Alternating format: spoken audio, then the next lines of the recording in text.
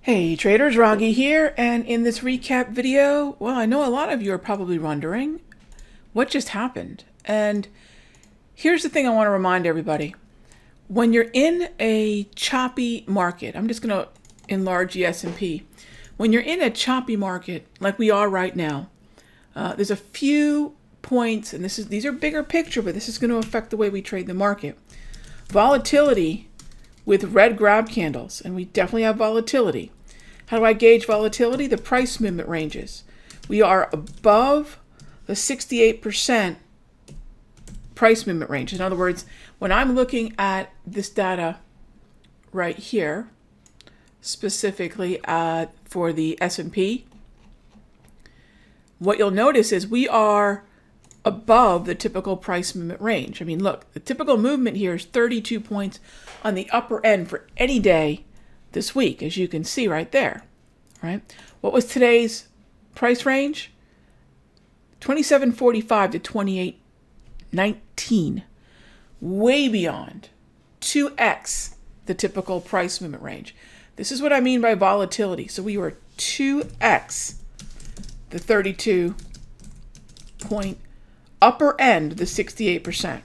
So again, 68% of the time, we're give or take 32% at 32 points. And one thing you'll also notice is that we are also seeing the movement per day adapt. And a lot of people had asked me, Raghee, how quickly does this price movement range study of yours adapt? And it adapts pretty darn fast. You can see how much we're already pushing the upside. Again, it's incremental depending upon how much volatility we're seeing, but it's already starting to adapt. And even with that, again, you can see just how much movement we had beyond the 68% high. So that's how I quantify volatility. Are we high in volatility? Yes. The other part of this, and you won't hear this very often, but here's the red grab candles. Now, most traders don't know what a red grab candle is because it's an indicator that uses the 34 EMA wave to gauge sentiment and trend. Red grab candles plus that high vol is, generally speaking, gang, bearish. And this goes back to Dow theory. Dow theory talks of the distribution market trend being the first of basically 3 stages or phases or parts of a downtrend. It starts with this kind of chop. Downtrends don't happen. Tops are a process, not a specific point. But if there was kind of a confirmation of this market going into distribution, of course, you could call it this candle, right? For sure. But it actually started with this clump of blue. That's where the uptrend started to lose the bullish organization. But of course, breaking the wave and printing these red grab candles starts the conversation about distribution. Dow theory will state that downtrends start with distribution. And we are in distribution, gang. Downtrends start with distribution, and this is, in fact, distribution. All right, so that's another part of this market. Now, a bounce like this, volatility, we've seen this before. Just go back to what we saw back here in that February-March volatility. Is this uncommon to see a market move up higher after a big sell-off? Not at all. I mean, this to me just kind of reminds me of all of this. It's not unusual. And again, every day you're going to really have to wake up and make assessments about what you think the market's going to do. There's some interesting things you can do when it comes to assessing what the market may do on any given day. You can take a look at the yen, the dollar yen or Aussie yen. You want to see if the yen's strong or weak. Weak yen typically means we're going to see strength, while strong yen typically means risk aversion or weakness in the equities markets.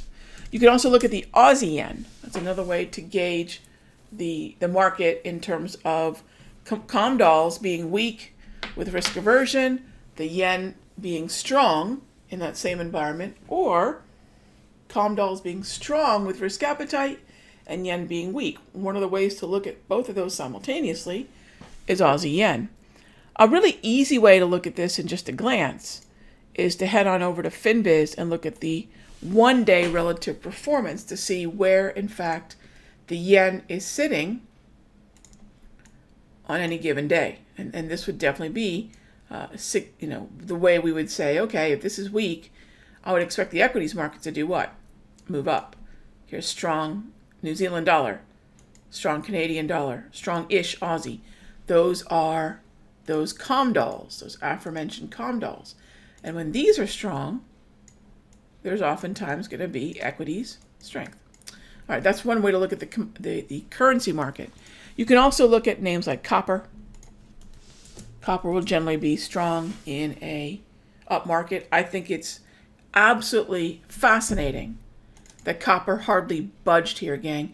If this were real optimism about the economy, this would have had copper moving. So that's something else to think about here. What about gold? I think it's really interesting that despite the fact that the Dow tore up 400 points, gold hardly budged. It's an inside day. All right. Now, I'm not gonna tell you that the low volume rally is somehow indicative of this market being faded. We've had low volume rallies since the late 90s, early 2000s. That's not really even. It sounds really good, but it's not really true. Not anymore. But when I take a look at the lack of copper moving to the upside, the lack of gold moving to the downside, that tells me there's bigger forces at work. And, look, I'll say it right now. I'm not a bear per se, but this is distribution. And Dow would tell you the bearish market's coming. Do I think a top is in? I really do. For those of you that might get mad at me for saying that, look, I'm not saying that to kind of get attention or ruffle any feathers. We are seeing inflation slowing. We are seeing GDP slowing. I just want everybody ready, and in fact, that's why we spent quite a bit of time earlier this year, just not even 3 or 4 months ago, talking about, looking at XLP, looking at the utilities, XLU, slowing down purchases of not just the XLY, but names in the XLY, slowing down tech, looking instead at healthcare. Okay, these are conversations we've had on and off for the better part of 90 to 120 days because there will be opportunities. And sometimes those opportunities are not going to be markets that are rallying, but sometimes outperformance can simply mean that when the market's overall going down, these names are, by comparison, resilient. So keep that in mind, and I'll see you in the next update.